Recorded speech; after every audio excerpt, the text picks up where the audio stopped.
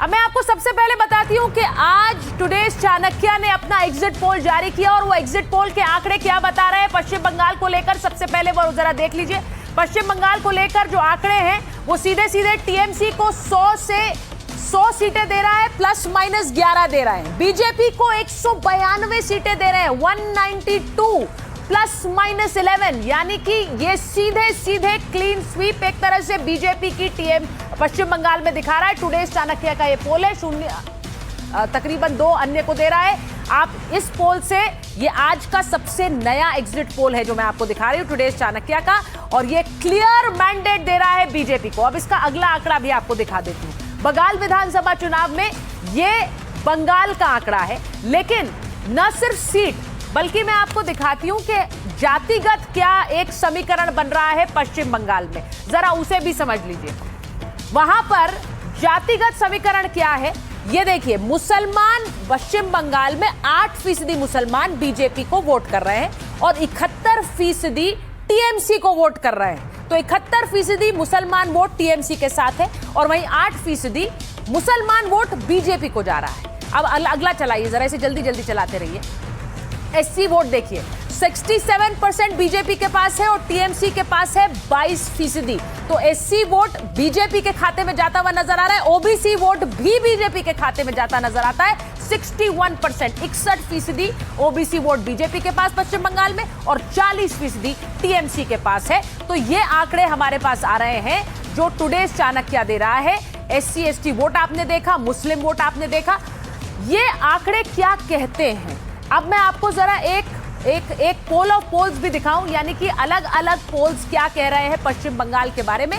मेरे साथ जो मेहमान हैं मैं उनके पास भी जाऊंगी, लेकिन मैटराइज का पोल, अब बहुत से लोग चर्चा कर रहे हैं ये आंकड़े अलग अलग कैसे आ रहे हैं। मैटराइज पश्चिम बंगाल में 125 से 140 दे रहा है टीएमसी को, 146 से 161 दे रहा है बीजेपी को। अब आप दूसरी तरफ वाला कॉलम देखिए, बीजेपी का कॉलम, 146 से 161 पोल डायरी, चाणक्य दे रहा है 150 से 160 और प्रजा पोल दे रहा है 178 से 208, जिसका मतलब है कि ये सारे पोल्स बीजेपी की सरकार बना रहे हैं। सिर्फ 2 पोल्स ऐसे हैं जो टीएमसी की सरकार बना रहे हैं। पीपल्स पल्स कह रहा है टीएमसी आ रही है वापस सत्ता में 177 से 187 वोटों के साथ, और वही जनमत पोल कह रहा है 80 से 90 सीटें सिर्फ बीजेपी की आएंगी, सरकार टीएमसी की ही बन रही है।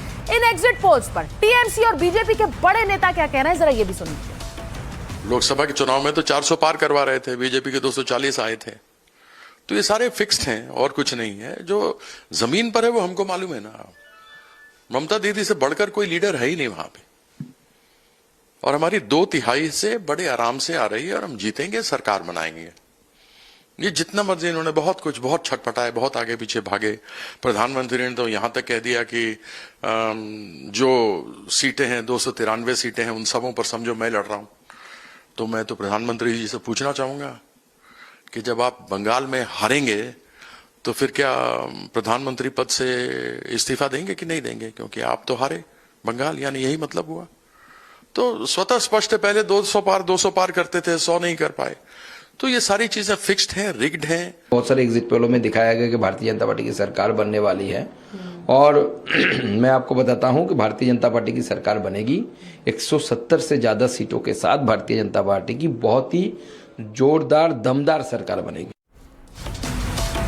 तो आप ये सोचिए कि अभी तक ये साफ नहीं हो पा रहा है कि ममता बनर्जी सरकार रिपीट कर रही है या बीजेपी सरकार बना रही है एग्जिट पोल्स के मुताबिक, क्योंकि अलग अलग प्रेडिक्शंस हैं। अब आपको बताती हूँ आंकड़ा क्लियर क्यों नहीं है। अब 60% वोटर ने अपनी पसंद नहीं बताई है, ये एक्सिस माई इंडिया का कहना है। उनका ये कहना है कि 2016 चुनाव से ये दुगनी है संख्या वोटर्स की, साइलेंट वोटर्स की। खुलकर नाम लेने से नुकसान का एक डर नजर आता है वोटर को। उन्हें लगता है अगर हम नाम ले देंगे तो इसमें हमारा नुकसान होगा। क्यों? क्योंकि सत्ता विरोधी वोटर की पहचान का एक डर रहता है। ये पिछली सरकारों में उन्होंने देखा है। बदलाव या सत्ता समर्थन दोनों की उम्मीद रहती है। अब कुछ भी हो सकता है, पता नहीं है। साइलेंट वोटर को एग्जिट पोल भाप नहीं पाते हैं, यानी पता ही नहीं चलता है। तो इसका मतलब क्या है कि जिसके साथ साइलेंट वोटर उसकी सत्ता। महिलाएं सरकार से संतुष्ट तो पक्ष में वोट डालती हैं, ये अमूमन पिछले कई चुनावों से हमने देखा है। अपराध सुरक्षा पर वोट तो बीजेपी को इसका लाभ मिलेगा। ये भी है, और जिधर साइलेंट वोटर उधर जीत तय है। तो ये सीधे सीधे पश्चिम बंगाल में जो एग्जिट पोल्स का आप कंफ्यूजन देख रहे हैं या फिर ये देख रहे हैं कि कुछ जीतते हुए दिखा रहे हैं, कुछ हारते हुए दिखा रहे हैं, वो इसी वजह से हो रहा है। मेरे साथ बीजेपी के वरिष्ठ नेता गिरिराज सिंह जी भी जुड़ रहे हैं, मैं उनके पास भी जाऊंगी और ये भी आपको बताऊंगी, क्योंकि गिरिराज सिंह हमारे साथ जुड़ रहे हैं। मैं उनके पास जाऊं उससे पहले मैं स्टूडियो में बता देती हूँ, हमारे साथ अजीत झा जी हैं, आप लगातार उन्हें देख रहे हैं, गार्गी जी हमारे साथ जुड़ी हुई हैं, और आप ये भी देखेंगे सतीश के सिंह जी हमारे साथ जुड़े हुए हैं, तौसीफ खान साहब हमारे साथ टीएमसी के समर्थक हैं। जरा बताइए तौसीफ जी, क्या लग रहा है आपको, जीत रही है टीएमसी, वापस आ रही है? ममता बनर्जी के अभी भी कह रही हैं हम वापस आ रहे हैं, लेकिन धरने पर क्यों बैठे हैं फिर?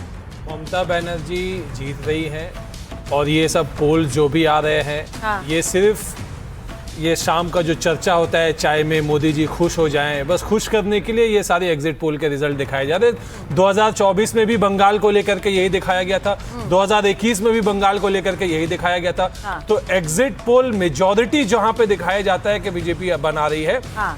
21 हो चाहे 24 हो, हर दफा एग्जिट पोल गलत साबित हुआ है। और इस दफा तो माहौल और भी बुरा है भाई। आपने 27 लाख 21 में भी गार्गी जी वो कह रहे हैं कि एग्जिट पोल गलत साबित हुआ था, हम आए थे और बड़ी मेजोरिटी के साथ आए थे, तो इस बार भी गलत साबित होगा। देखिए 21 3 से 77 हाँ। इतना बड़ा जो जंप लिया, तो लोगों को, क्योंकि काफी लोग बोल रहे थे उनके बीजेपी के लिए, इसीलिए वो जो पोलस्टर्स था उनकी सारी गलती हुई होगी। लेकिन 21 से 26 एक जो 5 साल में महिला वोटर्स काफी गए हैं बीजेपी के साथ। लक्ष्मी भंडार है, लक्ष्मी भंडार जो है, कुछ गांव की महिलाएं शायद दीदी के साथ है, मैं ये नहीं कह रही हूँ कि दीदी के साथ नहीं जाएंगे, लेकिन जो शहर की महिलाएं हैं वो तो नहीं लेते ना लक्ष्मी भंडार। उनको क्या चाहिए? सुरक्षा चाहिए। उनको क्या चाहिए? अपने बच्चों के लिए काम चाहिए उसी राज्य में, ताकि उनके बेटा, उनकी बेटी राज्य छोड़ के बाहर ना जाए। माँ बाप जो है वो चाहते हैं काम, कि मेरा बेटा जो इंजीनियरिंग कर रहे, मेरा बेटा जो हायर एजुकेशन ले रहे, वो इसी शहर में काम करे, वो बाहर ना जाए। मेरी बेटी कल डॉक्टरी करे, इंजीनियरिंग करे, उसको आरजी करके अभया का जैसे नहीं होना पड़े। ठीक है, तो मैं एक बार सुरक्षा है, काम है, तो ये दोनों रीजन है। और देखिए जो बिजनेस क्लास है, देखिए मैं एक बार जरा ये बताना चाहती हूँ कि अगर ममता बनर्जी हार गई इस चुनाव में तो क्या होगा, और अगर वो जीत गई तो क्या होगा।